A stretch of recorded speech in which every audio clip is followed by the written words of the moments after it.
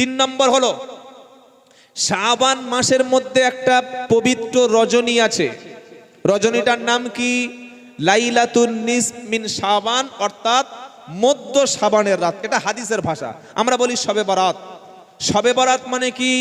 সব শব্দের অর্থ হলো রজনী, আর বারাআত শব্দের অর্থ হচ্ছে মুক্তি। তাহলে কিসের রজনী? মুক্তির রজনী। কাদের মুক্তি হবে? আল্লাহর নবী সাল্লাল্লাহু আলাইহি ওয়াসাল্লাম বলেন 14ই শাবানের রাতে আল্লাহ তাআলা পৃথিবীর সমস্ত সব মানুষকে তিনি ক্ষমা করে দেবেন। বলুন সুবহানাল্লাহ। দুই শ্রেণী ছাড়া, দুটো ক্যাটাগরির মানুষ ক্ষমা পাবে না। কারা? এক নম্বর হলো যারা হিংসুক, যারা মনে বিদ্বেষ পুষে রাখে, ভাইয়ের প্রতি, বোনের প্রতি, আত্মীয়র প্রতি, শত্রুর প্রতি বিদ্বেষ যারা মনে আছে। আপনি 20 রাকাত নামাজ পড়ছেন আর মনে হিংসা নিয়ে শুয়ে আছেন, কে বলেছে আপনাকে? আগে হিংসা ছাড়ুন। তার জন্য শবে বরাত নয়, শবে বরাত ও শবে বাদ হয়ে যাবে। কি শবে বরাত সকালবেলা দেখা গেল শবে বাদ, মানে রাতে বাদ হয়ে গেল। হিংসা ছাড়বো ইনশাল্লাহ বলেন। হিংসা বিদ্বেষ ছাড়া কঠিন, কিন্তু হালুয়া রুটি খাওয়া সহজ। হিংসা ছাড়বো ইনশাল্লাহ বলেন। আর 2 নম্বর কারা ক্ষমা পাবে না? যারা মুশরিক, শিরককারী, আল্লাহ ছাড়া অন্যের কবরে মাজারে গিয়ে সেজদা করে, মান্নত করে, কবরে গিয়ে চাদর চাপায়, মান্নত করে, কসম করে, এগুলো শিরক, মুশরিক কাজ। শিরকের পাপ আল্লাহ ক্ষমা করবেন না, আর এদের ক্ষমা হবে না। আর হিংসুক, এছাড়া আল্লাহ সবাইকে ক্ষমা করবেন। বলুন সুবহানাল্লাহ। আর এখানে যেটা লিখেছে একটু বলি, কি লিখলো আল্লাহই জানে। শবে বরাত আমরা কি বলি? শবে, বলেন শবে বরাত। এটা বলে আমরা কথা শেষ করবো, আর বেশি বলবো না। আমি এমনি 12টা পরে বক্তব্য করি না। শবে বরাত শব্দটি হচ্ছে আমরা বলি, কিন্তু হাদিসের শব্দ হচ্ছে লাইলাতুন নিসফ মিন শাবান, মানে 14ই শাবান বা অর্ধ শাবানের রজনী। শুনতে পেলেন? এইবার আমি প্রথমে কি বলেছিলাম যে নাজাত প্রাপ্ত বা জান্নাতি দল কারা? নবী সাল্লাল্লাহু আলাইহি সাল্লাম এবং সাহাবাদের আমল যাদের মধ্যে আছে তারাই নাজাত প্রাপ্ত। বলুন সুবহানাল্লাহ। এইবার এই যে শাবান মাসের শবে বরাতে কিছু স্পেশাল আমল আছে, আর কিছু আমাদের সমাজে আজগুবি আমল আছে। যদি স্পেশাল আমলটা বলি কোরআন সুন্নাহ অনুযায়ী, মেনে নেবেন তো? আমার কথা মানতে হবে না, কোরআন হাদিস মেনে নেবেন, আর কোনো আলেমকে জিজ্ঞাসা করে আমল করবেন। আমি আব্দুল্লাহ জুবাইর বলে গেলাম আর কাল সকাল থেকে আমল করলেন, এটা না।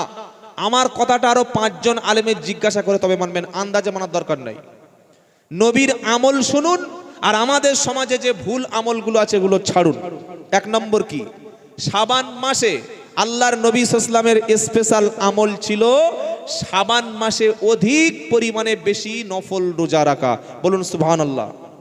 শাবান মাসে যত বেশি পারবেন আপনি নফল রোজা রাখুন, সওয়াব হবে। 1 নম্বর আমল।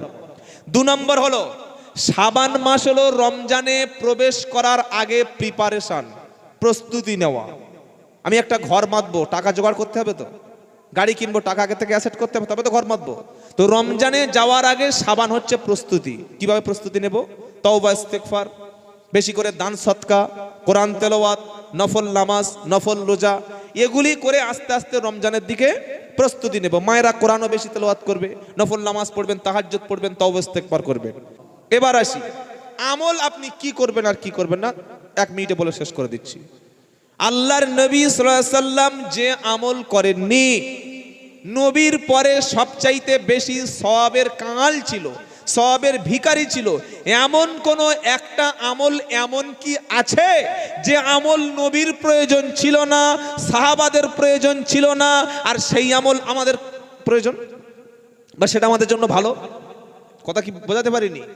এমন কোন ভালো আমল কি নবী গোপন করে গেছে যে আমল নবী জানতেন না, সাহাবায়ে কেরাম জানতেন না, আর আমরা জানি? ভাই শুনছেন আপনারা? বাপের নামে কি জমি ছিল না, বাপ জানে না, ছেলে জেনে বসে আছে, এটা হয় কোনোদিন? হ্যাঁ। তাহলে আমাদের সমাজে উদ্ভট কিছু আমল আছে, আর এই আমলগুলো তৈরি হয়েছে। হলুদ একটা বই আছে মকসুদুল মুমিনিন, আর একটা বেদাতি বই আছে 12 চাঁদের, আগেকার বই 12 চাঁদের ফজিলত, আর মকসুদুল মুমিনিন। এই বইতে এমন আজগুবি গাঁজাখুরি হাদিসের নামে জালিয়াতি কথা লেখা আছে যে একজন মুসলমানের ঈমান ধ্বংস করার মতো সমান। বললে কিরকম? বললে কেউ যদি শবে বরাতের রাত্রে মানে 14ই শাবানের রাত্রে গোসল করে পুকুরে নেমে গোসল করে উঠে যদি কারোর সঙ্গে কথা না বলে 2 রাকাত নামাজ পড়ে, ওর শরীরে যত পানি পড়বে অত বছরের গুনাহ মাফ হয়ে যাবে। সুবহানাল্লাহ বললেন না? হ্যাঁ, যে মদ খেয়েছে শবে বরাতের সকালে সে বলছে এই আর 1 পেগ দে, এখন খাবো, সন্ধ্যাবেলা ঘাম ঝরাবো, পানি ঝরাবো। যে সকালে অন্যের বউয়ের কাছ থেকে উঠে এসেছে ও তো সকালবেলা সন্ধ্যাবেলা পুকুরে ঝাম মারবে মাছের মতো, রুই মাছের মতো মারবে না, গোনা ঝরাবে। যে লটারির টিকিট ছাড়া ঘুমোতে পারে না ও তো পুকুরে উপর থেকে বাঁশ বেঁধে পুকুরে সেই হিন্দু ভাইদের মতো ঝাঁপ করবে না? আল্লাহর কসম করে বলছি, একটা কাজ করলে গুনাহ মাফ হয়ে যায়, সেটা হচ্ছে তাওবা। সেটার নাম কি? জোরে বলেন। পাপ ছেড়ে দেব, পাপ করব না, আর পাপের জন্য ক্ষমা চাইবো, সব গুনাহ মাফ করে দেবেন কে?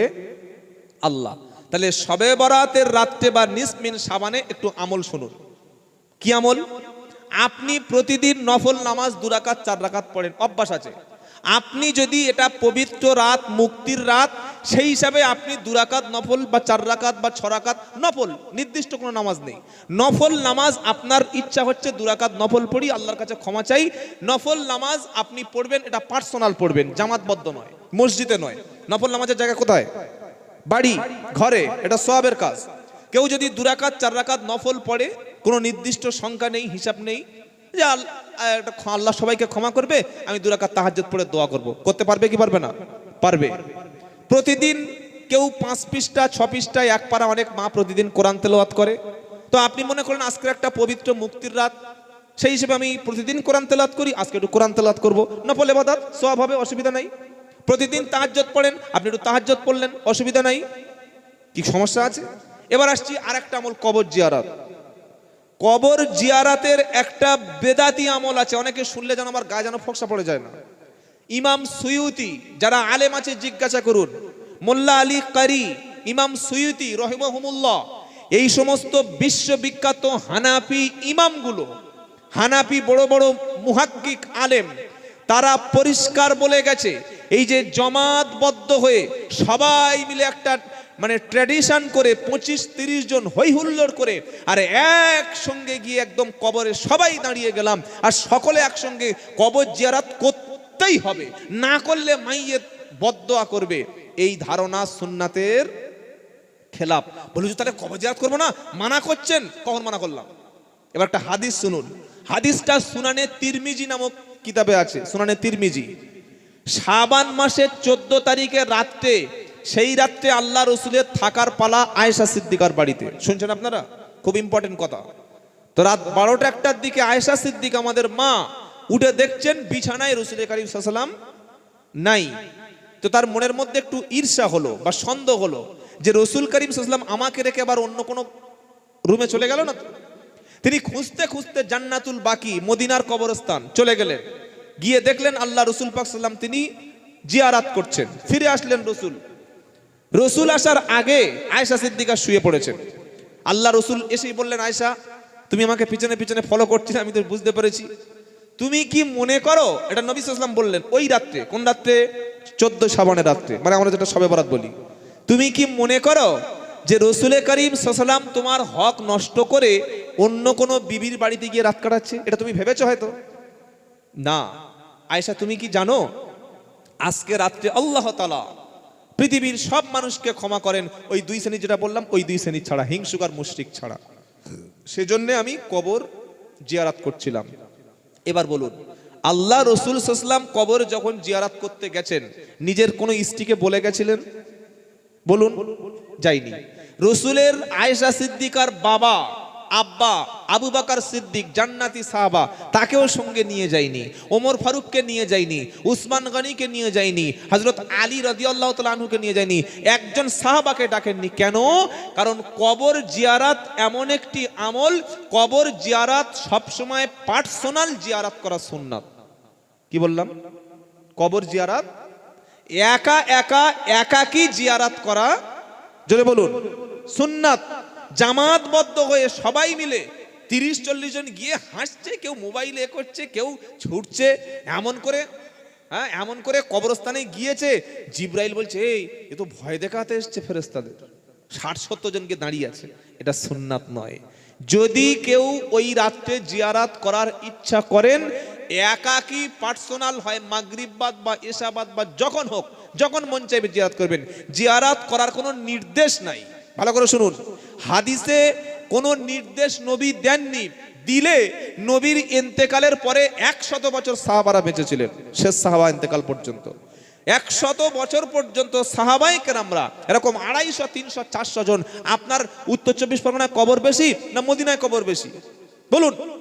আপনি এখান থেকে বসিরহাট হুজুরের কবর পাইকারি ভাবে ছুটে চলে গেলেন জিয়ারাত করতে, আর বাপের কবরটা শিয়ালে জিয়ারাত করছে। এই কমন সেন্সটুকু মুসলমানের নাই। বাপের কবর জিয়ারাত করেছেন, চলে গেছে হাড়োয়ায় গোরাচাঁদ পীরের কাছে, আর আপনার বাপ তো সবচাইতে বড় পীর, তার কবরটা কোন শিয়ালে জিয়ারাত করবে এসে? এই জ্ঞানটুকু মুসলমানের নাই। যদি জিয়ারাত করতে হয় একা বাপের কবরে যাবেন, মায়ের কবরে ইনশাআল্লাহ বলেন। বলবো হুজুর আপনি তো বেশ ভালোই বাঁশ দিচ্ছেন, তো আমি একা যাব, তোমার দোয়াটা কে বলে দেবে, আর আমি কাঁদবো কি করে? আরবি দোয়া আর বাংলা দোয়া, আরবি মোনাজাত বাংলা মোনাজাত, আল্লাহ কোনটা ভালো বোঝে তাড়াতাড়ি বলুন। আরবিটা একটু বেশি বোঝে। হ্যাঁ, আরবি, বাংলা, হিন্দি, ফার্সি, তেলেগু, তামিল, মালায়ালম, চায়না, রাশিয়ান, পার্সি, হিন্দি, এমনকি যার মুখে কোনো ভাষাই নাই, বোবা তারও ভাষা কে বোঝে? আল্লাহ। আপনি বাপের কবরে মায়ের কবরে গিয়ে আসসালামু আলাইকুম আব্বা আমি এসেছি, আল্লাহ আমার আব্বার ক্ষমা করো, মাকে ক্ষমা করো, আল্লাহ আজকে রাত্রে আমাকে ক্ষমা করো, রুজিতে বরকত দাও, আমার শরীর সুস্থ করো, আমার বিবির বাচ্চা দাও, আমার মেয়েটা যেন পরীক্ষায় পাস করে, আল্লাহ আমি যেন বেশি দিন হায়াত বাঁচতে পারি। এটা বাংলা বললে আল্লাহ বলবে বাংলা বলছিস কেন, আমি বাংলা বুঝি না, আলেমের ডাক, মৌলবীর ডাক, 200 টাকা দে, ও আরবি ট্রান্সলেট করবে, তবে আমি আল্লাহ কবুল করবো, এরকম আল্লাহ বলে দেবে, তাই তো? হ্যাঁ, তো কেন করলেন না? কথা মনে থাকবে, জিয়ারাত পার্সোনাল করা সুন্নাহর খেলাফ। একা যদি করতে হয় একা করবেন, ব্যাস। আর কয়েকটা কাজ বর্জন করবেন। হালুয়া রুটি সুস্পষ্ট বিদআত, হালুয়া রুটি করতেই হবে। কেন? বলছে বাপ দাদা করেছে, তো বাপ দাদা যা করেছে তুমি তাই করবে, ইসলাম মানবে না? এখনো প্রচুর মুসলমান হালুয়া রুটির প্রতিযোগিতা করে। আর হালুয়া রুটি প্রতিদিন খাচ্ছেন, ওদিন খাবেন, কে নিষেধ করেছে? আপনি 10 কেজি চাল খান না হালুয়া রুটি, কিন্তু এই রাত্রে করতে হয়।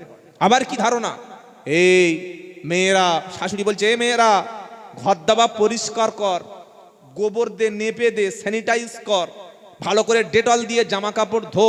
বললে কেন? বললে তো দাদা দাদি রুহুরা বাড়ি ফিরবে, তাই তো? রুহু বাড়ি ফিরবে তো? আরে ফিরবে কি আপনি বলুন না। হ্যাঁ, বলছে রুহু বাড়ি ফিরবে। তা রুহু যদি বাড়ি ফিরে আসে, যে ছেলেটা ওই 20 বছরের বউ রেখে রোড অ্যাক্সিডেন্ট করে মারা গেছে, উমাল তো প্রত্যেকদিন তাহলে বাড়ি ফিরে আসতে পারবে কি? রুহু যদি বাড়ি সত্যি ফিরে আসতো, যে নতুন বিয়ে করে মরে গেছে, ও বউ রেখে কবরে শুয়ে থাকবে? যে বড় ইন্ডাস্ট্রি কারখানার মালিক, ও সকাল 10টায় যখন কারখানার শাটার তুলবে, ও তখন কবরে শুয়ে শুয়ে তামাক খাবে, ও তো আগে ছুটে এসে দোকানে বসবে। আল্লাহর কসম, সত্যটা শুনুন, ঈমান সাফ করুন। যে রুহু একবার শরীর থেকে বার হয়ে যায়, হয় ইল্লিন আর নয় সিজ্জিন, এই 2 জায়গা ছাড়া তারা দাঁড়াবার জায়গা নেই। কে আপনাকে বললো রুহু বাড়িতে ফিরে আসবে? আর যদি বা রুহু বাড়িতে ফিরে আসবে, ও ঢালাই রাস্তা আসবে, না পুকুরের উপর দিয়ে আসবে, না এসে ল্যান্ড করবে? কিভাবে রুহুটা আসবে আপনি কি করে দেখতে পারেন? আপনি সিসি ক্যামেরা ধরা পড়েছে রুহু আসবে? এসব মুশরিক শিয়াদের আকীদা, খারেজি বাতিলদের আকীদা। রুহু বাড়িতে আর কোনো ফিরে আসার সম্ভাবনা। আপনি রুহুর জন্য কিছু দান করবেন, সব হবে না? হবে না। রুহের জন্য সদকা করবেন, রুহের জন্য কোরআন তেলাওয়াত করবেন, রুহের জন্য ক্ষমা প্রার্থনা করবেন, এটা সওয়াব আছে। রুহ ফিরবে কথা কে বললো আপনাকে? 3 নম্বর হলো, এই কটা কথা শুনুন, এগুলো বিদআত, সেগুলো বলে দিয়ে যাচ্ছি। 3 নম্বর, কবরে বাতি জ্বালানো, কবরে আলোক সজ্জা করা, কবরের উপর মোমবাতি জ্বালানো হারাম এবং নাজায়েজ। আল্লাহ রাসূল বলেছেন, যে মেয়ে ছেলে কবর জিয়ারত করে আর যে ব্যক্তি কবরে বাতি জ্বালায়, উভয়ের উপরে রাসূলের লানত, উভয়ের উপরে রাসূলের লানত। কবর হচ্ছে পবিত্র জায়গা, বাতি জ্বালানোর জায়গা নয়। বাতি যদি জ্বালাতে হয়, যেখানে অন্ধকার সেখানে জ্বালাও। ওই বাতির টাকাটা একটা এতিমখানায় দিয়ে দাও, বাতির টাকাটা ফকিরকে খাইয়ে দাও। কবরে বাতি জ্বালানোর এই রাত্রে করবেন না। আলোক সজ্জা করে, ওরে সর্বনাশ! পুরো এলাকায় দেখি সব লাইটিং করেছে, যে ছোট ছোট চিনি বাল্ব যে লাইটিং করে, ওই দিয়ে ভরে দিয়েছে। কেন? বলে সবারা লাইটিং করছে। কে বলেছে এই ফজল খরচ আপনাকে করতে? আপনি যদি কিছু করতে চান, দান করুন, সদকা করুন, কোরআন তেলাওয়াত, নফল নামাজ পড়ুন, ইচ্ছা মতো করুন। কথা মনে থাকবে ইনশাআল্লাহ। বাতি জ্বালানো, লাইটিং, এই সমস্ত নাজায়েজ কাজগুলো, বিদআত কাজগুলো করবেন না। আল্লাহ পাক প্রথমে বলছেন, তোমরা যখন তোমার বাপ মার সামনে কথা বলবে, আমার আগে হুজুর বলে দিয়ে গেছে কি, উফি ওয়ালা তানহারহুমা ওয়া কুল্লাহুমা কওলান কারীমা। কি আয়াতটা বলছিল না যারা ছিলেন, হ্যাঁ, এটা সূরা বানী সূরার 23 নম্বর আয়াত। আল্লাহ বলছেন তুমি যখন বাপ মার সঙ্গে কথা বলবে, ওই ইমানদারেরা বড় কথা, শব্দ প্রয়োগ, প্রেসার ক্রিয়েট করে আজে বাজে বড় কথা বলে তোমার বাপ মাকে কষ্ট দিও না, উফ শব্দটুকু বলো না, বরং ওয়াকুল্লাহুমা কওলান কারীমা, বাপ মার সামনে রেসপেক্টফুল, সবচাইতে সম্মানজনক কথা বলবে। সুবহানাল্লাহ বলেন। এবার তুমি যদি কোনো ফকির মিসকিনকে দান করো, আমরা অনেক সময় দান করে কি বলি, এই কবার আসে ভিক্ষা করতে, কত টাকা লাগে, তো সেদিন দিলাম ফের টাকা শেষ করে দিয়েছিস, এরকম বলি কি বলি না? অথবা কোনো মানুষকে আমরা উপকার করে বলি, আরে তুই কি বড় বড় কথা আমার সামনে বলছিস, তুই তো আমার খেয়ে বেঁচে আছিস, এই সেদিন তো 3000 টাকা ধার দিলাম, আমার বাড়ির চাল তোর পেটে আছে, তোর ছেলে ডাক্তার দেখাতে পাচ্ছিলিস না, আমি টাকা দিলাম, তোর মনে নাই? তুই আমার আমার সামনে বড় বড় কথা বলছিস, আমি উপকার করেছি, তুই ভুলে গেলি? এরকম কথা বলি কি বলি না? বলি না? আল্লাহ পাক বলেন, ইয়া আইয়ুহাল্লাযীনা আমানু আনফিকু মিন তাইয়্যিবাতি মা রাযাকনাকুম। আল্লাহ বলছে আনফিকু ফি সাবিলিল্লাহ, তোমরা আল্লাহ রাস্তায় দান করো, তবে দান করার পরে তোমরা কোনো মানুষকে খোঁটা দিও না, কোনো কষ্ট দিও না। ইয়া আইয়ুহাল্লাযীনা আমানু লা তুবতিলু সাদাকাতিকুম বিল মান্নি ওয়াল আযা। 3 নম্বর পারা সূরা বাকারা 263 নম্বর আয়াত। আল্লাহ বলছেন ইমানদারেরা তোমরা দান করে তোমাদের আমলগুলো নষ্ট করে দিও না। অর্থাৎ যখন দান করবে, যখন খরচ করবে, কাউকে উপকার করবে, দান করে উপকার করে কাউকে কষ্ট দিও না। এই তোকে উমুক টাকা দান করেছিলাম, সেদিন তো চাল নিয়ে গেলি, আমার টাকা তোর বিবির বাচ্চা হওয়ার সময় আমি তো 500 টাকা দান করেছিলাম, তুই মনে নেই? আমার উপর বড় কথা বলছিস? তো আল্লাহ বলছে তুমি দান করে, তুমি কোনো মানুষকে উপকার করে, কোনো খরচ করে এরকম খোঁটা দিও না, তোমার অনুগ্রহের কথা তাকে স্মরণ করে কষ্ট দিও না। বহুত শাশুড়ি আছে, বহুত বৌমা আছে, অনেক মেয়েরা আছে যে শাশুড়িকে বলে, ও এইবার বুঝতে পেরেছো, তুমি বিছানায় পড়েছিলে, কে তোমার পেশাব পায়খানা পরিষ্কার করেছে, তুমি অসুস্থ ছিল, তোমার রান্না বান্না কে করে দিয়েছে, এরকম মেয়েদের এরকম কথাগুলো বলে, ছেলেরাও বলে, এই তুই বড় বড় কথা বলছিস, আমি তো সেদিন ফোন পে 500 টাকা মেরে দিলাম, খেয়ে ভুলে গেছিস? এই যে কোনো মানুষকে উপকার করে কথা, এটা বলা যাবে না। আল্লাহর নবী বলেন, দান করে কোনো ব্যক্তি যদি উপকার করে খোঁটা দেয়, উপকার করে যদি কাউকে অপমান করে, এমন ব্যক্তি কখনো জান্নাতে যাবে না। তাহলে দুরকম হলো, একটা হচ্ছে বাপ মার সামনে সম্মানজনক কথা, আর একটা হচ্ছে উপকার করে বা দান করে আমরা মানুষকে খোঁটা দেব না। ইনশাআল্লাহ বলেন, ইনশাআল্লাহ বলেন। 3 নম্বর হলো, আল্লাহ পাক বলছেন যখন তুমি কথা বলবে, কথা বলার সময় তোমার বডি ল্যাঙ্গুয়েজটা কেমন হবে? ওয়াইদা খাদনা মিসাকা বানি ইসরাঈলা লা তা'বুদুনা ইল্লাল্লাহ ওয়া বিল ওয়ালিদাইনি ইহসানা ওয়াদিল কুরবা ওয়াল ইয়াতামা ওয়াল মাসাকিনি ওয়া কুলু লিন-নাসি হুসনা। প্রথম পারা সূরা বাকারাতে আল্লাহ পাক শোনাচ্ছে, আমি বনি ইসরাইলদের, মানে মুসা নবীর জামানার যে সমস্ত বনি ইসরাইল ছিল, তাদের কাছ থেকে আমি ওয়াদা করে নিয়েছিলাম। কি ওয়াদা? ওয়াইদ আখাযনা মিসাকা বনি ইসরাঈলা লা তা'বুদুনা ইল্লাল্লাহ, ও বনি ইসরাইলরা আল্লাহ ছাড়া কারোর ইবাদত করো না। ওয়াবিল ওয়ালিদাইনি ইহসানা, তোমার আব্বা আম্মার প্রতি তোমরা সৎ আচরণ করবে। ওয়াদিল কুরবা, নিকট আত্মীয় যারা তাদের সঙ্গে ভালো ব্যবহার করো। ওয়াল ইয়াতামা, ইতিমদের প্রতি তুমি সুবিচার করো। ওয়াল মাসাকিন, আর মিসকিন যারা, দুস্থ যারা, তাদের সঙ্গে তুমি ভালো আচরণ করবে। আর ওয়াকুলু লিন-নাসি হুসনা, আর কথা যখন বলবে মানুষের সঙ্গে খুব উত্তম কথা বলবে, কারণ ভালো কথা বলা, হাসি মুখে কথা বলা হচ্ছে সদকা। সুবহানাল্লাহ বলেন। হাসি মুখে কথা বলা কি? সদকা। অনেক সংসার নষ্ট হয় মেয়েদের কারণে, সংসার নষ্ট হয় ছেলেদের কারণে। ছেলেরা দেখবেন কোনো ভাবি বা কোনো বৌদি বা এমনি কোনো অন্যের বউ দেখলে, ভাবি ভালো আছো, কি সুন্দর লাগছে তোমার দেখে না, পরের হাতে খেয়ে বলে, ভাবি আজকে রান্না যা হয়েছে, মানে আরেকবার যেন খেতে আসে। আর নিজের বউ হোটেলের চাইতে স্পেশাল রান্না করে দিলে প্রশংসা না করেন, অন্তত আলহামদুলিল্লাহ তো বলুন, আল্লাহ সত্যি খুব রান্না হয়েছে। বউ ঝাঁ কেন হয়েছে, ওই চুপ কথা বলিস না আর, এটা রান্না বলে নাকি, কুত্তায় খাবে না, ওই স্ত্রী ভালো রান্না করে খাওয়াবে।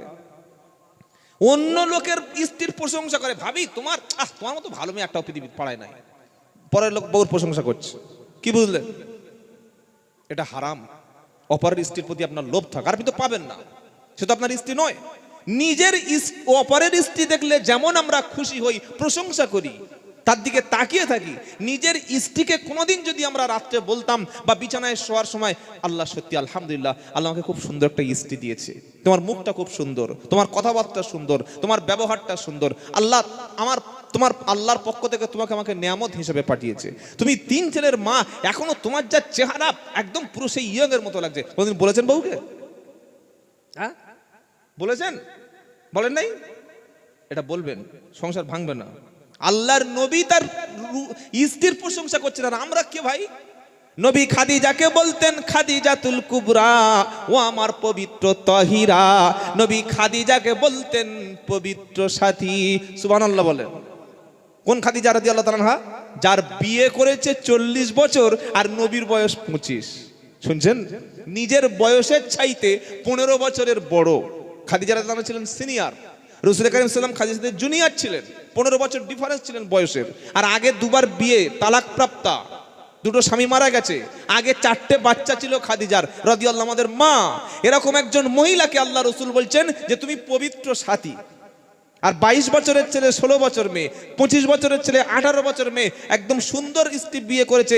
এক ছেলের মা হয় একটু রূপটা একটু নষ্ট হয়ে গেছে, একটু শরীরে হয়ে গেছে, তখন বলছে তোর কাছে থেকে কোনো মজা নাই, তা যা কুকুরের কাছে গিয়ে থাক। এটা যেন আমরা না বলি, কথা মনে থাকবে ইনশাআল্লাহ। মানুষের সামনে হাসি মুখে কথা বলা সদকা, বলুন সুবহানাল্লাহ। আল্লাহ রসুলের কাছে দুশমন এসছে, আল্লাহ নবী খারাপ ব্যবহার করেছেন। নবীর মসজিদে পেশাব করতে শুরু করলো ইহুদি, ওমর ফারুক তরবারি বার করেছেন, মুন্ডু উড়িয়ে দেবে। আমরা হলে একদম যেখান থেকে পেশাব করছে সব শুধু কেটে বাদ দিতাম না। মসজিদে পেশাব করতে এসছো, চালাকি, তা আবার তুমি নন মুসলিম। ওমর ফারুক মারতে যাচ্ছে, নবী বলছে থামো। রেসপেক্ট দেখেন, সম্মান দেখেন, কিভাবে রসুল সম্মান করছেন। নবী বললেন থামো, পেশাব কমপ্লিট করতে দাও, কারণ পেশাব করার মাঝখানে ব্যথা আঘাত দেওয়া মানে তার পেশাবের সমস্যা হবে, কিডনির সমস্যা হবে। আর দাঁড়িয়ে পেশাব করলে ওর কিডনি শেষ। দাঁড়িয়ে পেশাব করে যারা, ওদের কিডনি শেষ। পেশাব করে পানি না নিলে জাহান্নামে যাবেই যাবে, বাঁচতে পারবেন না। পেশাব হচ্ছে অ্যাসিড, পেশাব হচ্ছে জীবাণু, পেশাব হচ্ছে ছত্রাক, পেশাব হচ্ছে ব্যাকটেরিয়া, পেশাব হলো ভাইরাস। এত রোগ জীবাণু পেশাবের মধ্যে থাকে, 2 ফোঁটা ল্যাবরেটরিতে টেস্ট করে দেখবেন যে কি মাল আছে ওতে। মুসলমানের ছেলে নামাজ পড়ে না, কিন্তু পেশাব করে পানি নেবেন না। আপনি বিছানায় যখন পেশাব করতেন মা ধুয়ে দিয়েছে, এখন বড় হয়ে গেছেন বলে বাইরে পেশাব করে লুঙ্গি মুছে নিচ্ছেন। ছি ছি ছি ছি ছি, আস্তাগফিরুল্লাহ। সকলে আজ থেকে নিয়ত করি পেশাব করে পানি নেবো, বলি ইনশাআল্লাহ। পানি না পেলে টিস্যু পেপার ব্যবহার করুন, টিস্যু পেপার না থাকলে মাটি পাথর দেয়াল সেখানেই ঘষে নিন, তাহলে পেশাব করে পানি নেবেন না, নাপাক হয়ে জাহান্নামে যেতে হবে। আল্লাহ হেফাজত করুক, সকলে বলুন আল্লাহুম্মা আমিন। তুই 11:38 হয়ে গেল গো।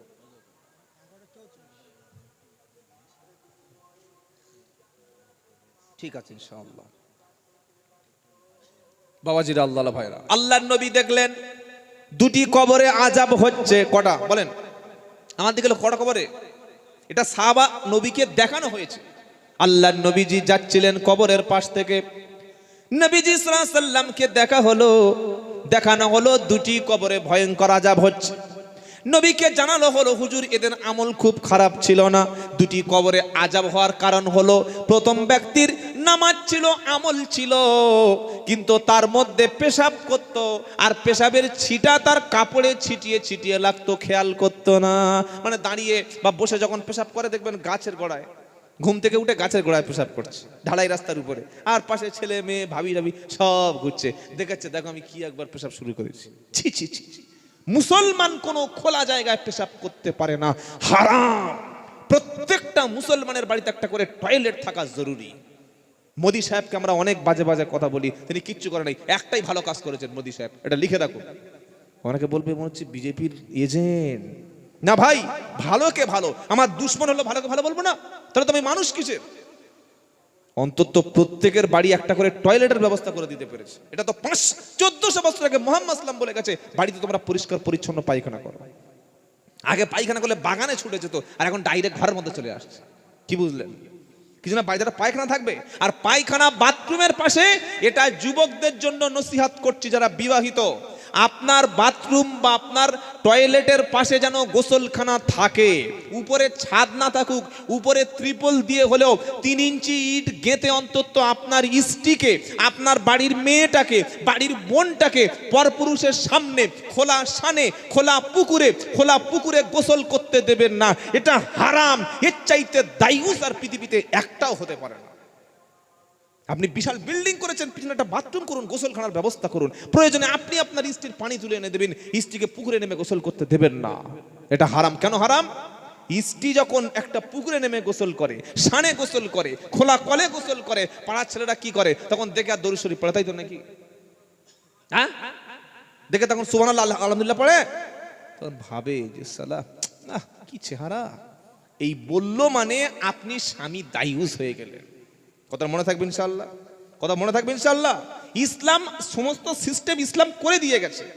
নবীজি বললেন এই ব্যক্তি পেশাব করে ঠিক মতো পরিষ্কার করতো না, আর 2 নম্বর কবরে আযাব হচ্ছে। তার কারণ হলো 2 নম্বর ব্যক্তি মানুষের পিছনে কাটি মেরে বেড়াতো, বাংলা ভাষা কাটি মারতো, কাটি মেরে। সংসার ভালো চলছে, একটা মেয়ে এসে ঘুষুস করে ঘরে ঢুকে ও স্বামীর 12টা বাজে চলে গেল।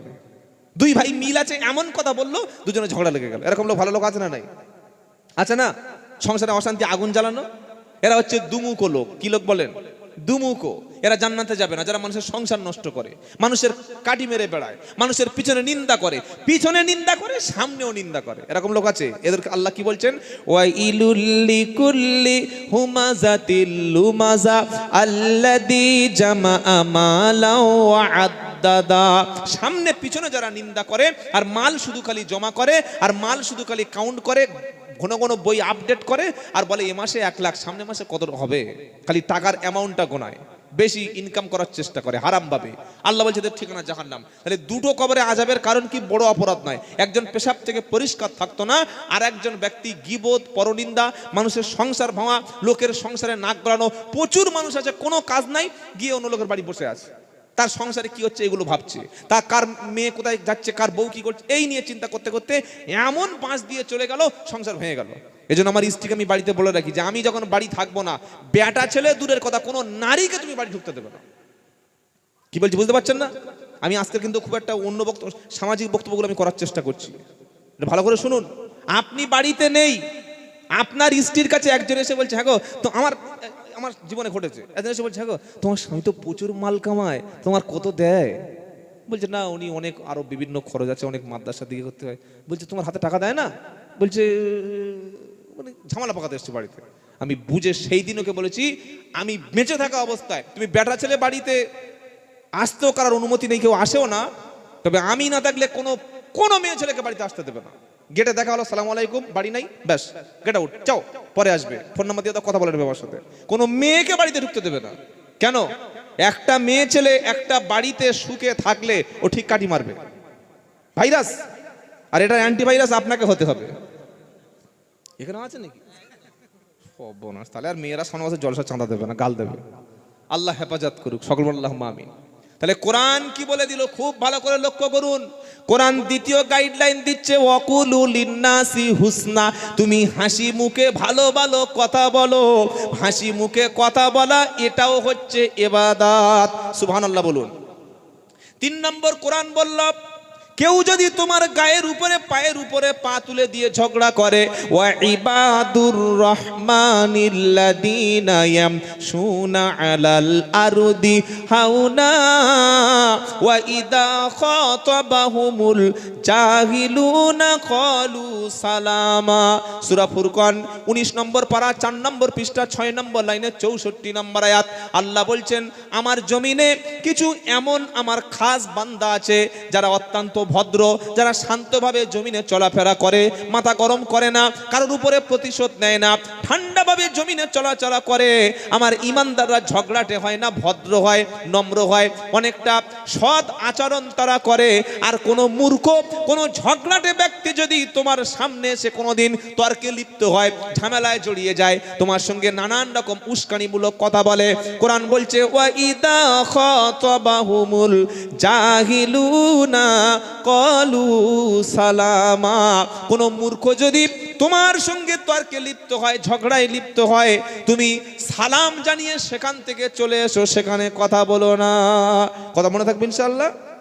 মূর্খের সাথে তর্ক করবেন না। ঝগড়াটে লোক, ও ভুল বললে হ্যাঁ বাবা তোমারটা ঠিক আছে, আমি ভুল করছি, ঠিক আছে ঠিক আছে ঠিক আছে, ঝগড়া করো না। মূর্খ লোকের সঙ্গে কথা বলা মানে নিজের সম্মান শেষ করে দেওয়া। মূর্খ লোকেরা বেশি কথা বলে। মূর্খ লোকেরা কথা বলে ঠকে তবে ভাবে, আর জ্ঞানী লোকেরা ভেবে তবে কথা বলে। কি বলছেন আপনারা? কথা সেজন্য কথা না বললে দোষ নাই, কিন্তু কথা বললে যদি কথার মতো কথা না হয়, অনেক সময় মার খেতে হয়। মার খেতে হয় না?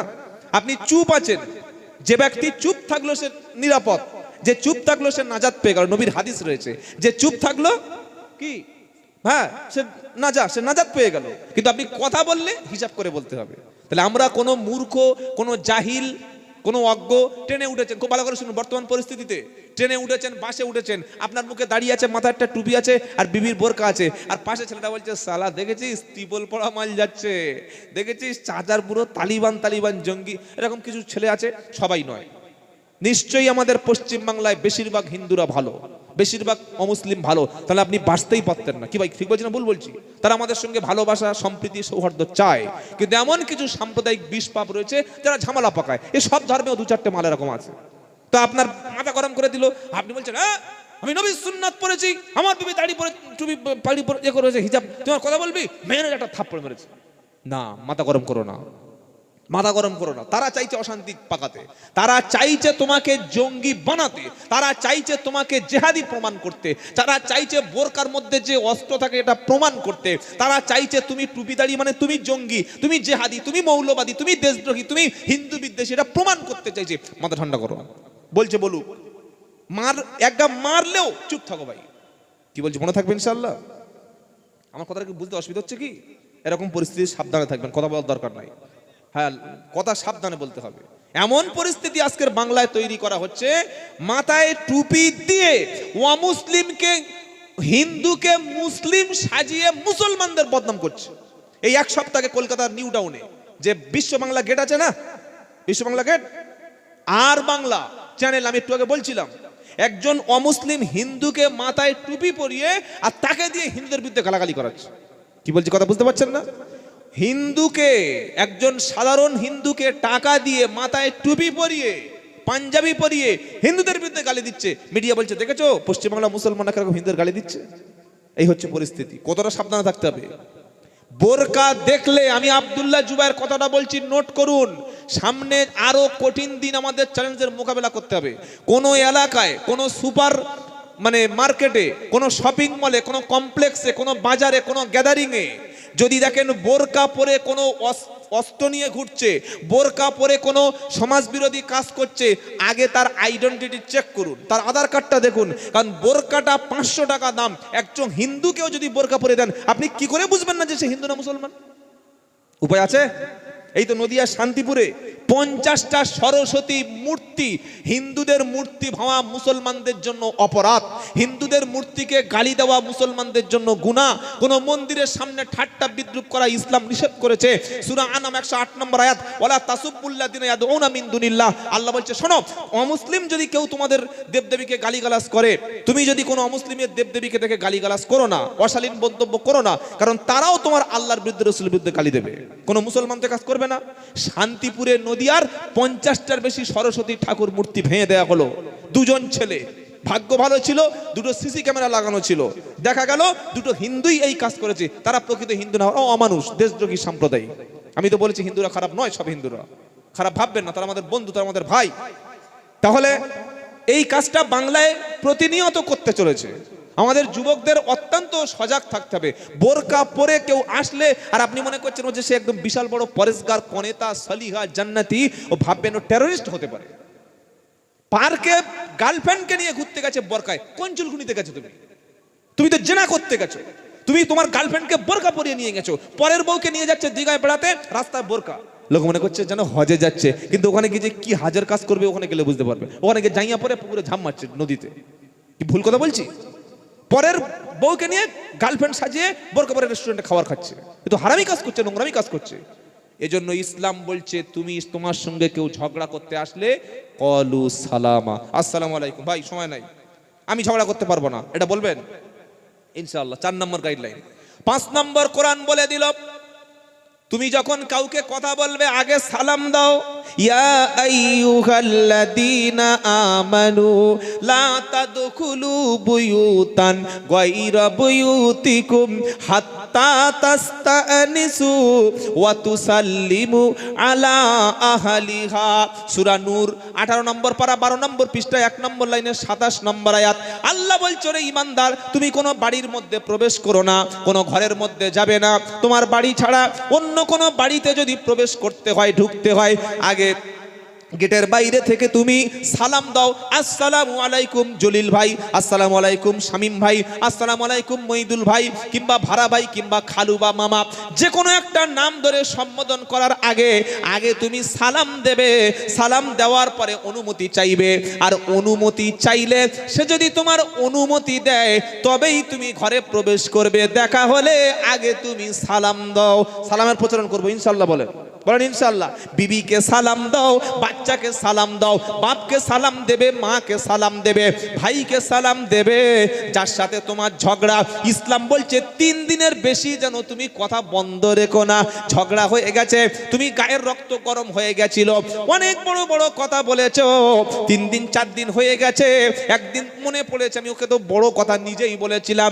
ইসলাম বলল তুমি ফোন করে হোক, সামনাসামনি হোক, তাকে সালাম দিয়ে ক্ষমা চেয়ে নাও, কারণ ওই ব্যক্তি ক্ষমা না করলে আল্লাহ কখনো ক্ষমা। জানাজা হয় আপনাদের এলাকায়? জানাজা হয়? জানাজার মাঠে জানাজা হয় না? মরে গেলে জানাজার সময় দেখবেন ছেলে বা ওই জামাই কাঁদতে কাঁদতে এসে, বাবা আমার আব্বা খুব ভালো লোক ছিল, মরে গেছে, যদি ভুল করে থাকে। এটা কেন বলে? কাঁদতে কাঁদতে বলে তো? এই বলে না, বলে না। আর যদি টাকা পয়সা কারো ঝেড়ে নিয়ে থাকে বলবে আমরা চুকিয়ে দেবো। পিছনে একজন বলছে চিটিংবাজ মরে গেছে, আলহামদুলিল্লাহ। কি বুঝলেন? ও ঝেড়ে মরে গেছে, ও মালার কেউ ফেরত দেয়? আর কে বা ওই সময় বলবে? এজন্য কাউকে বড় কথা বলো না, যে কোনো মুহূর্তে তোমাকে মাইয়েত হতে পারে। হতে পারে কি পারে না? হবে এলান তোমারি নাম, হবে এলান তোমারি নাম মসজিদের মাইকে, বাড়িওয়ালা নাইকো বাড়ি নাইকো দুনিয়াতে। বলছে এটা কার বাড়ি রে? বলছে কুদ্দুসের বাড়ি। তার 1 মাস পরে বলছে কুদ্দুস চাচা কোথায়? বলে সে তো 19 তারিখে মারা গেছে। হতে পারে না? যে কোনো মুহূর্তে মাইক আমার নাম করে বিশেষ ঘোষণা, জনাব মরহুম আব্দুল্লাহ জুবাই সাহেব ইন্তেকাল করিয়াছেন, তার জানাজার নামাজ আগামীকাল আসরবাদ হবে। যে কোনো মুহূর্তে আপনার নাম বলবে। আপনি কি বলছেন বলুন? কাউকে আঘাত দিয়ে কথা বলো না, কাউকে বড় কথা বলো না, তুচ্ছ তাচ্ছিল্য করো না, ইনসাল্ট করো না, পার্সোনাল অ্যাটাক করো না, সম্মান নষ্ট করো না। বলো ইনশাআল্লাহ, বলো। মানুষের সম্মান আগে দাও, আল্লাহ সম্মান বাড়াবে। বলুন সুবহানাল্লাহ। নবী বললেন তোমরা ছোটদের কখনো অসম্মান করো না, বড়দের স্নেহ সম্মান করো, আর ছোটদের সম্মান করো, বড়দের সম্মান করো, ছোটদের মহাব্বত করো। যে ব্যক্তি বড়দের সম্মান করে না, ছোটদের ভালোবাসে না, সে আমার উম্মত নয়। সুবহানাল্লাহ, সুবহানাল্লাহ। ভাই আপনারা দাঁড়িয়ে কেন? প্লিজ আসুন, প্লিজ বসুন, সামনে আসুন। হ্যাঁ, ওরা দেখতে পাচ্ছে, সবাই চোখওয়ালা লোক আছে, ভালো লোক, চলে আসুন, সামনে আসুন সকলে। একটু তাকবীর দেন, নারাই তাকবীর। তো 12টা বাজতে গেলে এবার কথা শেষ করে দিই নাকি? হ্যাঁ, আর একটু বলবো? বলছে আধা ঘন্টা মতো বলে। বলছে ওরা চালাচ্ছে আমরাও চালাই, এরকম হচ্ছে না তো? দেখা দেখি চাষ আর লাগা লাগি বাস, এটা যেন না হয়। আচ্ছা ঠিক আছে ইনশাআল্লাহ। এমনি 12টা আমাদের বেজে গেছে, এমনি মুসলমানদের 12টা বেজে গেছে গো। কি হবে এসআইআর? আপনার হেয়ারিং নামটা হেয়ারিং এ ডেকেছিল? হ্যাঁ,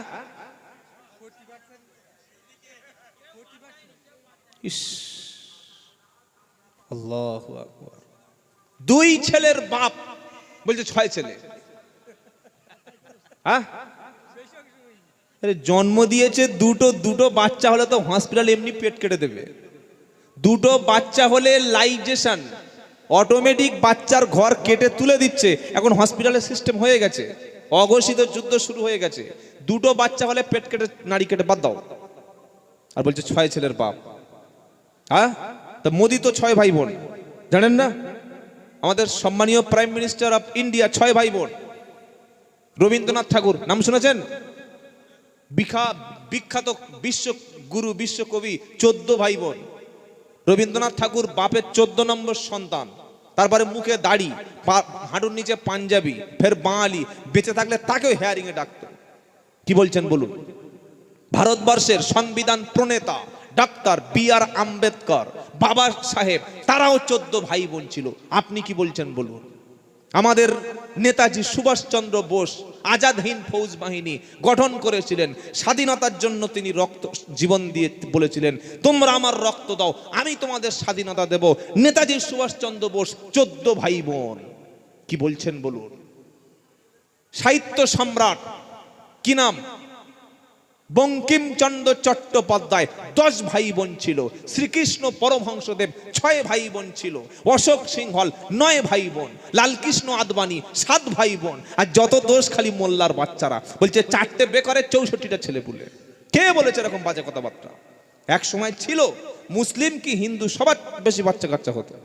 আমি তত্ত্বগুলো যেগুলো দিলাম, আপনি ভুল প্রমাণ করলে আমি বক্তব্য ছেড়ে দেবো, চ্যালেঞ্জ করে গেলাম। রবীন্দ্রনাথ ঠাকুর 14 ভাই বোন, বাবা সাহেব আম্বেদকর 14 ভাই বোন, আমাদের নেতাজি সুভাষচন্দ্র বোস 14 ভাই বোন ছিল। আপনি কি বলবেন বলুন? নেতাজি সুভাষচন্দ্র বসুর পরিবার তার নাতিকে হেয়ারিং এ ডাকা হচ্ছে। অমর্ত্য সেন নোবেল জয়ী, তাকে লাইনে দাঁড় করানোর জন্য হেয়ারিং করা হচ্ছে। এটা নির্যাতন কমিশন, নির্বাচন কমিশন না। তাই আমি অনেক আগেই বক্তব্যে বলে দিয়েছি, আমরা আজকের কাগজ দিচ্ছি। আমি এটা এই বক্তব্যটা সব জায়গায় করছি, এটা মানুষের সচেতনের জন্য, যে আমরা এদেশের নাগরিক, আমরা এদেশের মূল নিবাসী, আমরা স্বাধীনতার রক্ত দিয়েছিলাম, আমরা জীবন দিয়েছিলাম। আজকে ডকুমেন্ট সাবমিট করছি, কাগজ দিচ্ছি, কিন্তু কাগজ সবগুলো পুরো। আর কাগজ যদি ভুল হয় এর দোষ কার? কম্পিউটারে দেখে দেখে আব্দুল্লাহ ABDULLA আমার নাম, JUBAIR SEK শেখ, আব্দুল্লাহ জুবাইর শেখ ধরে ধরে বলে দিচ্ছি, নাম এসছে আব্দুল্লাহ শেখ। তো জুবাইর তোমার বাপ খেয়ে নিল? নাম সাইফুদ্দিন, SAIFUDDIN, সাইফুদ্দিন নাম দিল, নাম হচ্ছে সুফুদ্দিন। নাম এসছে শাহিদুল করে দিয়েছে, করছে না? নন্দকুমার, নন্দকুকুর নাম করে দিয়েছে। হ্যাঁ, তবিয়ান থেকে টেলিফোন হয়ে গেছে। এইগুলো করছে বসে বসে। তাহলে তোমরা কি পড়াশোনা, কি ঘাস কাটতে বসে আছো? ওখানে হাতে কম্পিউটার রয়েছে, হাতে তোমাদের কিপ্যাড বোর্ড রয়েছে, মাউস, তো ভন্ডামি তোমরা করছো কেন? এর জন্য দায়ী কি আমরা? এর জন্য দায়ী আমরা নই। আর যদি আমার কাগজ সাবমিট করার পরে 2002 সালের লিস্টের নাম, 83 সালের জমির দলিল, ইন্ডিয়ান ডকুমেন্ট সাবমিট করার পরে যদি আমাকে ডিভোটার ঘোষণা করে, বেনাগরিকত্ব ঘোষণা করে, বাংলাদেশি অনুপ্রবেশকারী, রোহিঙ্গা বানানোর চেষ্টা করে, আজকের কাগজ জমা দিচ্ছি, রেডি রাখুন। কাগজ যেটা দিয়ে তৈরি হয় তার নাম কি? এই দাঁড়ানো আছে মালটা কি? ওটাই তখন ধরতে হবে। হ্যাঁ, কারণ হাসির কথা বলছি না। আপনাদের এলাকার তিতুমির বাঁশের কেল্লা নির্মাণ করে, তার তিনি দুর্বল ছিলেন, ক্ষমতা বেশি ছিল না, কিন্তু ঈমান ছিল পাহাড় পরিমাণ। শহীদ তিতুমিরের বাঁশের কেল্লায় লড়াই করতে করতে শহীদ হয়েছে, কিন্তু ইংরেজদের গোলাম বানেনি। আজকের আমরা তো তিতুমিরের জাত। কি ভাই ভুল বলছি? আমরা আমাদের শরীরে তিতুমিরের রক্ত আছে, আমাদের শরীরে আল্লাহর হাক্কানি আলেমদের রক্ত আছে, নবীর রক্ত আমাদের শরীরে আছে। আমরা মুসলমান হলাম নবীর আওলাদ। আমাদের শরীরে পীর আবু বকর সিদ্দিকের রক্ত আছে, হাজী শরিয়াতুল্লাহর রক্ত আছে। আপনি কি বলছেন? খাজা মঈনুদ্দিন চিশতির রক্ত আমাদের শরীরে আছে। কোথায় যাচ্ছ তুমি? আমাদের শরীরে ওলামায়ে দেওবন্দের রক্ত আছে, জমিয়ত উলামা হিন্দের রক্ত আমাদের মুসলমানদের শরীরে আছে। ঈমানের পরীক্ষা নিতে আসবে না, তৈরি থাকুন, তৈরি থাকুন। কেন বলছি তৈরি থাকতে? একটা মুসলমান কিংবা মতুয়া যখন সমস্ত কাগজ থেকেছে, 2024 সালে যে ভোটটা হয়েছিল, লোকসভার ভোট, লোকসভা, তাহলে সে সময় তোমরা যে পার্লামেন্ট মেম্বার হলে, প্রধানমন্ত্রী হলে, তাহলে তোমরাই তো অবৈধ হয়ে যাবে। তুমি যদি বলছো 1,25,00,000 রোহিঙ্গা, তাহলে এই রোহিঙ্গার ভোটগুলো বাদ দাও, আর যারা ভোট দিয়েছিল, যারা নেতৃত্ব, তারা প্রধানমন্ত্রী, মুখ্যমন্ত্রী পদ সব ছেড়ে দাও। আমরা তাহলে চলে যাচ্ছি। কি দেশ ছাড়তে হবে নাকি আমাদের? ছাড়বো? বাঁচতে হলে হয় মাথা উঁচু করে বাঁচবো, আর তা না হলে মাথা কেটেও দেবো, কিন্তু কারোর গোলামি করব না। এই ঈমান আমাদের মধ্যে যেন থাকে, বলি ইনশাআল্লাহ, বলি ইনশাআল্লাহ। ভয় পাবেন না। মুসলমান মরলে শহীদ, মরলে জান্নাত, আর বেঁচে থাকলে গাজী। আমাদের লস আছে নাকি? আমরা গুলি করে গুলি খেয়ে মরলে শহীদ হব, আমাদের অপমান করলে সওয়াব আছে, আমাদের পায়ে কাঁটা পড়লে গুনাহ মাফ হবে, আমাদের জ্বর হলে গুনাহ মাফ হবে, আমাদের ফাঁসিতে ঝুলিয়ে দিলে শহীদ হব। আমাদের তো কোনো ভয় নাই। কি ভাই শুনছেন আপনারা? এগুলো আমাদের আলেম ওলামারা শিখিয়ে গেছে, স্বাধীনতা সংগ্রামীরা শিখিয়ে গেছে। এই যে বাঙালির বিরুদ্ধে যুদ্ধ ঘোষণা করেছে গুজরাটি আর মারোয়ারিরা, বাঙালিদেরকে শেষ করে দেবে, তৈরি থাকতে হবে। শেষ কথা বলবো যুবকদের, যুবক সমাজ ধ্বংস মানে পুরো সমাজটাই ধ্বংস। আপনারা যে বসে আছেন, আমার দিকে লক্ষ্য, হ্যালো, আপনারা যে বসে আছেন, মানুষের শরীরে একটা হাড় আছে পিছনে, ওর নাম হচ্ছে ব্যাকবোন, মেরুদণ্ডের হাড়। ওই মেরুদণ্ড যদি বেঁকে যায়, লোকটা সোজা হয়ে বসতে পারবে? পারবে কি? এরকম পুজো হয়ে যাবে। যুবকরা কি? যুবকরা হলো সমাজের মেরুদণ্ড। আমার যুবকরা যাতে মদখোর তৈরি হয়, আমার যুবকরা যাতে গাঁজা খায়, আমার যুবকরা যাতে লটারির টিকিট কাটে, আমার যুবকরা যেন মসজিদ ছেড়ে স্কুল কলেজ হসপিটাল শিক্ষা ছেড়ে ভিক্ষা করতে পারে, তার জন্য পশ্চিম বাংলায় মদের শিল্পের আমদানি, সব জায়গায় মদের লাইসেন্স দেওয়া হচ্ছে, আর স্কুলগুলো ঘপাঘপ প্রায় ৭,০০০ স্কুল বন্ধ করে দেওয়া হয়েছে। কি বলছি কথা বুঝতে পারছেন? আমরা যুবক সমাজের কাছ থেকে এই আশা করি যে আমাদের যুবকরা আগামী দিনে নেতৃত্ব দেবে, আগামী দিনে তারা দেশ চালাবে, এই সমাজটা চালাবে, মসজিদ চালাবে, মাদ্রাসা চালাবে, তারা হসপিটালগুলো চালাবে, তারা পুলিশ লাইনে থাকবে, তারা চাকরি করবে। এমনি তো মুসলমানদের চাকরি 1.5%। আপনারা কি বলছেন বলুন? মুসলমানদের চাকরি 1.5%, পশ্চিম বাংলার কথা বলছি, 2% তাও না। সাজার কমিটির রিপোর্ট ছিল 2006 সালে 2%, এটা এখন 1.5% চলে এসছে চাকরিতে। শিক্ষা থেকে বঞ্চিত, হসপিটালের চিকিৎসা, সেই সব দিক থেকে মুসলমানরা বঞ্চিত, আবার ডিভোটারও তোমরা করে দেবে। তাই যুবকদের পায়ে ধরে বলে যাব, আমাদের মধ্যে আশা করি কোনো কেউ মদের সঙ্গে, নেশার সঙ্গে, গাঁজার সঙ্গে, আফিমের সঙ্গে, এ সমস্ত হারাম নেশার সঙ্গে যুক্ত নেই। যদি কেউ থাকো এরকম, যদি কেউ নেশার সঙ্গে অ্যাডিক্টেড হয়ে যাও, নেশার সঙ্গে যদি তুমি নেশায় জড়িয়ে পড়ো, তোমাদের ছোট ভাই আমি হাত দুটো ধরে বলে যাচ্ছি, আল্লাহ পাক আমাদের জন্য দয়ার একটা জায়গা রেখেছেন, তার নাম হচ্ছে জান্নাত। বলুন সুবহানাল্লাহ। আমাদের টার্গেট কিন্তু জান্নাত। টার্গেট কি? জোরে বলেন। ওয়ালিমান খাফা মাকাম রাব্বিহি ওয়া নাহান নাফসা আনিল হাওয়া ফা ইন্নাল জান্নাতা হিয়াল মাআওয়া।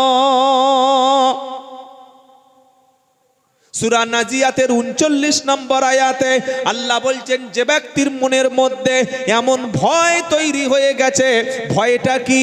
যে আল্লাহর সামনে দাঁড়াতে হবে, আল্লাহর সামনে আমাকে উঠতে হবে, এই ভয়ে যারা নিজের নাফসকে কন্ট্রোল করবে, মদের দিকে হাত বাড়াবে না, সুদের দিকে হাত বাড়াবে না, গাঁজার দিকে, নেশার দিকে, হারাম ইনকাম, হারাম অবৈধ কাজ থেকে নিজেকে যারা হেফাজত করবে, আমার আল্লাহ বলছে নিজের নাফসকে যারা হারাম থেকে, অবৈধ থেকে, খেয়াল খুশি মতো চলা থেকে নিজের নাফস কন্ট্রোল করবে, ফাইনাল জান্নাতা হিয়াল মাওয়া, তার ঠিকানা হলো জান্নাত। বলুন সুবহানাল্লাহ। আল্লাহর ভয়, হারাম ছেড়ে দেবো, বলুন ইনশাআল্লাহ। সবে বরাতের আমলে আবার কে লিখে দিল গো বাবাজিরা, আল্লাহ ভাইরা। কেউ যদি 1 গ্লাস মদ পান করে, কিয়ামতের দিন 1 গ্লাস রক্ত পুঁজ তাকে পান করানো হবে। কথা মনে থাকবে ইনশাআল্লাহ। সরকার চায় মুসলমান যুবক কিংবা পশ্চিম বাংলার যুবকেরা মাল খেয়ে, মোবাইলে আসক্ত হয়ে, পর্ন আসক্ত হয়ে, মোবাইলের নেশায়, ফ্রি ফায়ার, পাবজিতে বুধ হয়ে রাস্তায় ল্যাংটা হয়ে পড়ে থাক, এটা প্রত্যেকটি সরকার চায়। মানুষ যত মাতাল হবে তত দেশ চালানো তাদের সুবিধা হবে। এজন্য রাজনীতিবিদরা কোনোদিন চায় না মানুষ শিক্ষিত হোক, আর ধর্ম ব্যবসায়ীরা কোনোদিন চায় না মানুষ ধর্ম জানুক। কি বলছি কথা বুঝতে পারছেন না? এই কথাগুলো বলা রীতিমতো আমার বিরুদ্ধে আমি বলছি। রাজনীতিবিদরা সব সময় চায় মানুষ মূর্খ থাকুক, রাজনীতি করতে সুবিধা হবে। আর ধর্মের নামে যারা ব্যবসা করে তারাও চায় মানুষ কোনোদিন যেন কোরআন না জানুক, মানুষ দিন না শিখুক। ডাক্তারদের হাতের লেখা আর মৌলবীদের তাবিজ লেখা পৃথিবীর কোনো বাপও পড়ে শোনাতে পারবে না, কেউ পারবে না। খুব খুব ভেরি রেয়ার। ডাক্তার তাহলে আপনি বুঝতে পারবেন নাকি? হ্যাঁ, ও সেই যে কাউন্টারে বসে আছে ওই বুঝতে পারবে। আর মৌলবীদের তাবিজ লেখা ওর বউও বলতে পারবে না কি লিখে বসে আছে। এজন্য আমি আপনাদের সাবধান করে দিচ্ছি, যারা যুবক মদ, সুদ, জেনা, নেশা, হারাম নেশা যুবকদেরকে ভরে দেয়া হয়েছে, এর জন্য 1 নম্বর দায়ী হচ্ছে গার্জেন। আপনার ছেলে মাগরিবের পরে বাড়ি থাকবে, পড়াশোনা করবে, সন্ধ্যার পরে ছেলে বার হচ্ছে, রাত 2টোর সময় ছেলে মাল খেয়ে ঘরে ঢুকছে। বাবার মা কেন জন্ম দিয়েছে যদি ছেলেকে কন্ট্রোল করতে না পারবে? আপনি ছেলেকে খবর নেবেন না, বাবা কোথায় ছিলে, মা তুমি কোথায় ছিলে, সন্ধ্যার পরে ছেলে কোথায় যাচ্ছে, এটা বাপ মা খবর নিতে হবে কি হবে না? নেবেন। আপনার ছেলে যাদের সঙ্গে মিশছে আগে দেখুন তারা মদখোর কিনা, জেনাখোর কিনা, সুদখোর কিনা, তারা বেনামাজি কিনা, তারা সমাজ বিরোধী কিনা। খারাপ ছেলের সঙ্গে আপনার নামাজি ছেলে মিশে একদিন মদ খেয়ে গাঁজা খেয়ে ঘরে ঢুকবে, আপনি তখন তাবিজ ঝোলাবেন, পীর সাহেবের ফুঁক নেবেন, মসজিদে মানত করবেন, কিচ্ছু হবে না, ঘোড়ার ঠ্যাং হবে, কিচ্ছু করতে পারবে না। আল্লাহর নবী বলেছেন মানতে কোনো ব্যক্তির ভাগ্য পাল্টায় না, মানতে বকিলের কিছু সম্পদ বার হয়ে যায়। তাই আমাদের ছেলেরা, যুবকেরা সকলে নিয়ত করি আজ থেকে 5 ওয়াক্ত নামাজ পড়বো, বলি ইনশাআল্লাহ। মদ ছেড়ে দাও, জেনা ছেড়ে দাও, সুদ ছেড়ে দাও, সত্য কথা বলো, শিক্ষিত হও, সমাজ তোমাদের পরিচালনা করতে হবে। 5 ওয়াক্ত নামাজ পড়বো, বলি ইনশাআল্লাহ। মদ, সুদ, গাঁজা, নেশা, হারাম থেকে আল্লাহ আমাদের যুবক সমাজকে যেন হেফাজত করেন। ওমা তাওফিকি ইল্লা বিল্লাহ। সকলে বলুন আমিন। দরুদ শরীফ। আল্লাহুম্মা صل على محمد وعلى آل محمد كما صليت على إبراهيم وعلى آل إبراهيم إنك حميد مجيد اللهم بارك على محمد وعلى آل محمد كما باركت على إبراهيم وعلى آل إبراهيم إنك حميد مجيد